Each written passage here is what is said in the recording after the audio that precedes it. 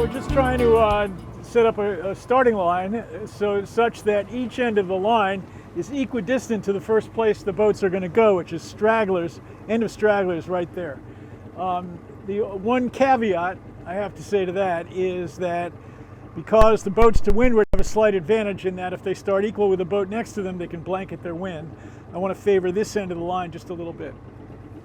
The wind is pretty much right out of the north, which is pretty unusual for around here this time of year, but anyway, there it is. The start is right here. Here's this end of the line. Race is around both St. James Islands, first counterclockwise, and then going clockwise around both islands, and then coming back, rounding the pin, and then third time is going to be the team's decision whether they go clockwise or counterclockwise. Here is the mighty Huron Girl, skippered by Mike Finley over here. Desperado, skippered by Chuck Pessler. It's Magic Bus, skippered by our very own Bruno Coco Bombolone. Here's One Love, skippered by Bill McConnell. Boat Drinks over here. Looks like Rob Upson is at the helm. We have Red Dog. And Red Dog is skippered by Mike Williams. We have the mighty Roundabout, skippered by Suki Rosenberg. We have Stinger, skippered by Steve Rollo. We have Bavaria 33, that's skippered by Laura Martin. And we have the mighty Bill T, skippered by Addison Caproni.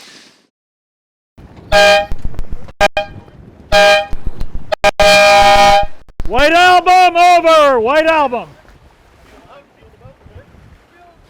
But you got Bill T and you got Roundabout. They both started near the pin. You can see Bill T. They both had really good starts. Bill T is struggling to get on Roundabout's air. They're almost on it.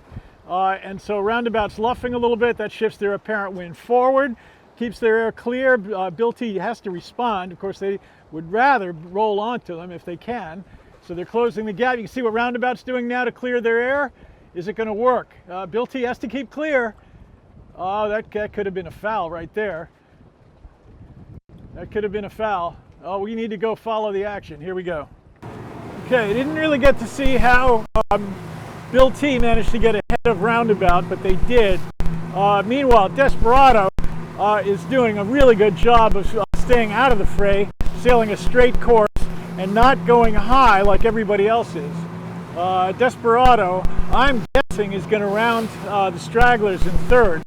Although depending on how much Roundabout and Bill T mess with each other, it could be a little bit, it could be better than that. Hard to tell, of course,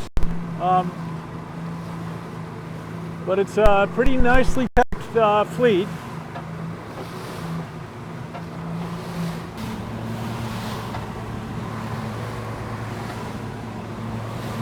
It's a long stretch with a headland that's going to block the wind. So the question is, how far off the headland do you want to stay?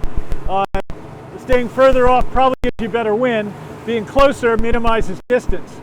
So that's the question. And you've got two boats that are first and second. Let's see if the Suki team can gain on the Addison Caproni team,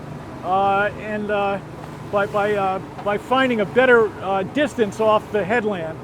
My guess is that whatever Suki does, Addison's going to match, because that is a sensible thing to do.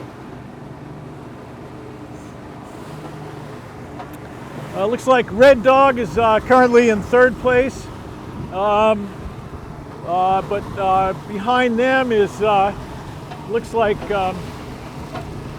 Desperado, Huron Girl, and then Magic Bus, One Love, Boat Drinks, and Stinger.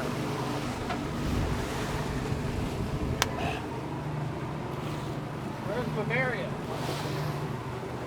Look what just happened to Addison's sails. He sailed into a complete hole. It's the wind shadow of the headland, and so he's in an apparent header. He sheeted in. Now he's just starting to get into the breeze. You can see that Roundabout closed the gap, and Red Dog's closing the gap as well. Same reason. But as the leader gets back into the breeze a little bit, I don't think Roundabout's gaining any more. Now you can see Addison's experimenting with easing his main. As he gets lifted, he's able to head up a little more. So and you see how everybody got in the boat to maintain a constant angle of heel? That's like really good stuff. They're steering with their weight, so they don't have to use the rudder. Look at that. And they do it automatically because they are experienced racers. Look at Red Dog. They're doing a nice job of closing on Roundabout. Look at that. Now Roundabout's got to worry about the boats coming up behind them.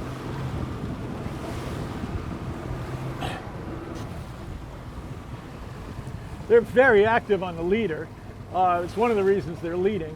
But they're, you can see like people are moving with every change in velocity, and Addison's very careful about which way he points the boat and how they trim the sails. That's a clinic they're putting on up there. You see the red telltales in the back of their jib? See how they're stalled much of the time?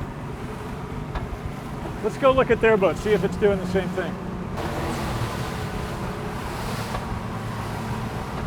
So you're looking at the telltales on this side of the sail. I haven't seen one stall yet.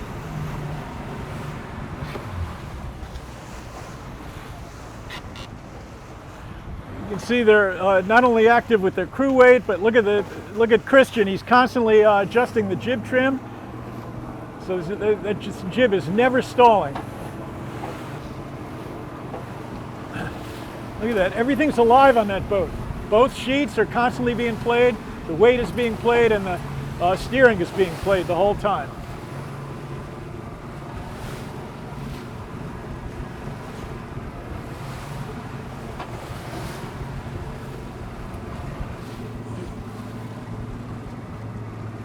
But now we'll see.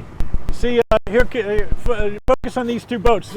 Red Dog was right on his transom last time. It looks like Roundabout gained by attacking when they did, right? You can see now that they've gained like 2 boat lengths in that exchange. Peter Holmberg is an Olympic sailor. Yeah, he actually won a silver medal in the Olympics, and he won the America's Cup, and he sailed here his whole life. So if he tacked early, it's probably because it's a good idea, although you never know.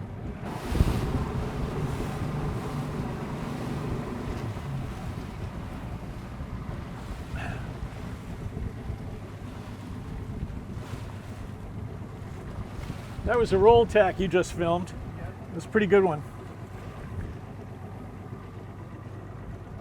So they have to keep those marks to port, so they tack to do that, but they're not giving it an inch more than they need to, right? So they feel there's adverse current, and they're staying close to shore and out of the current. Look how much they've gained on Red Dog by doing that. So here's Roundabout. They gained a lot on Red Dog by staying as close to shore and therefore out of the current as they could. And but they sure haven't caught Bill T, who's just increasing their lead. Red Dog has opened up on the rest of the fleet too. Finley did a nice job. Of fetching the buoy.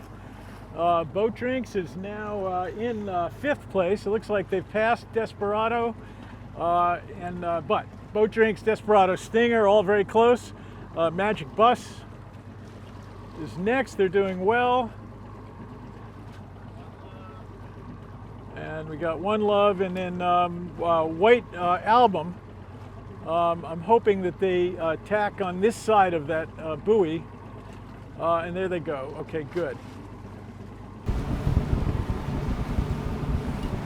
You see that the boat heeled right then and nobody moved. That's different from the way the leader is sailing. You notice the difference? So every time the boat heels, it changes. Look what Mike's doing with the tiller. See how much he has to move it? And that's because nobody's moving in response to slight changes in wind velocity or waves. You really want to try to sail the boat at a constant angle of heel. Mike's using 2 hands to steer. I guarantee Addison's not doing that. The same thing here, right? You see how nobody moves immediately in response to changes in heel angle.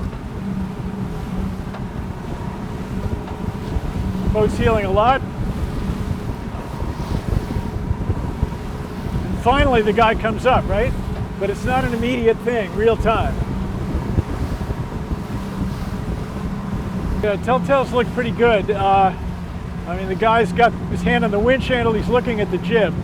I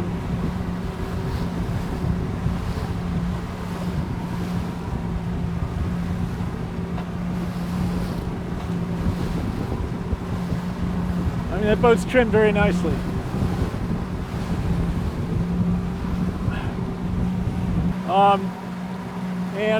You can see they're getting their weight as far forward as possible.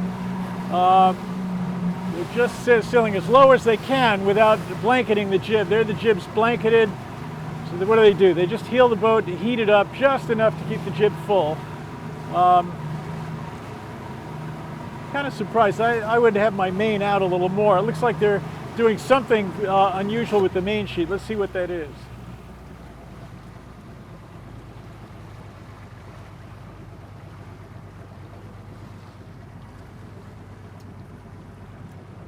So Thomas had the main sheet in his hand. Now they're going wing on wing. You can see Christian doing a great job winging the jib. He actually needs to hold his hand a little bit lower and bring in the top of the sail.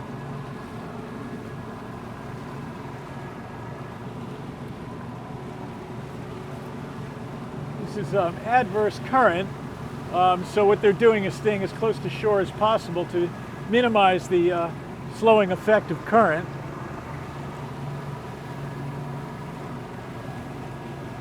Current cut is the channel between Water Point and Great St. James Island. There's a rock in the middle called Current Rock. This is one of the places where the Atlantic Ocean flows into the Caribbean Sea, or in other cases, the Caribbean Sea flows into the Atlantic Ocean. And right now, if you look at the water here, you can see there's a standing wave. And what that tells you is that the wind is against the current. So the wind is blowing this way, and that means the current is going that way, and that's how you know it's an adverse current. That's why all these people are hugging the shore here to stay out of that adverse current. You can see Thomas is as far forward as he can be. They have one crew standing on the deck, and what they're doing is they're getting their weight far enough forward that most of the transom is out of the water. And so anytime you're sailing downwind in light wind, you really want your weight forward, and that's what they're doing. So this circumnavigation took them 38 minutes and 35 seconds, maybe 37. And so they can compare that with the next circumnavigation and help use the difference to figure out which way they want to go next time around. So that's 51 minutes and 5 seconds for Red Dog. Nice rounding, nice rounding. Main in early, jib in late. Very nice rounding. And 13 seconds. So that's not as good. You see how the jib's in early and the main was in too, and so the boat is going sideways compared with the way Red Dog rounded.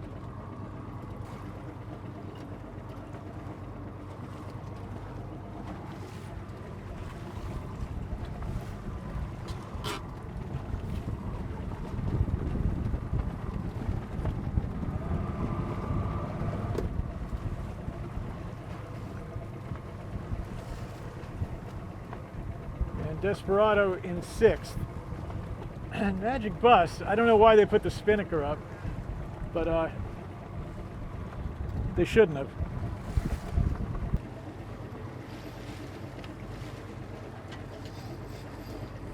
One Love's at 54 minutes exactly.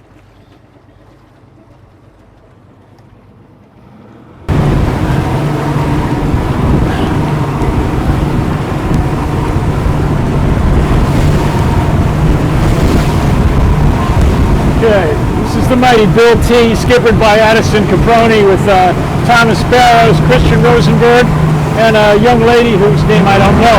But they're leading by about, I don't know, maybe 3/4 of a mile. And just look at, they're reaching, and look where the Jib Fairlead car is. Jib Fairlead car is all the way forward, and what that does is it takes a lot of twist out of the jib. So these guys, even though they have a huge lead, are still sailing really, really well. Look at that, instant motion to accelerate the boat and to minimize the amount that the boat heels. Constant angle of heel at all times, in real time. It's a beautiful thing. Well, this certainly was a surprise.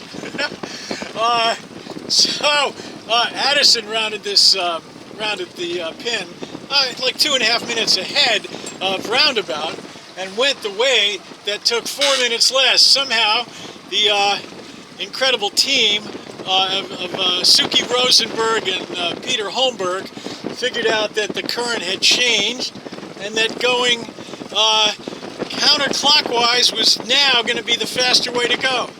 Okay, so there's Bill T leading the entire way by a ton, and because they had to make the choice and made the right choice, would seem to me, they just barely beat Huron Girl, and I think they were like 6 minutes ahead of Huron Girl in the last rounding of the pin.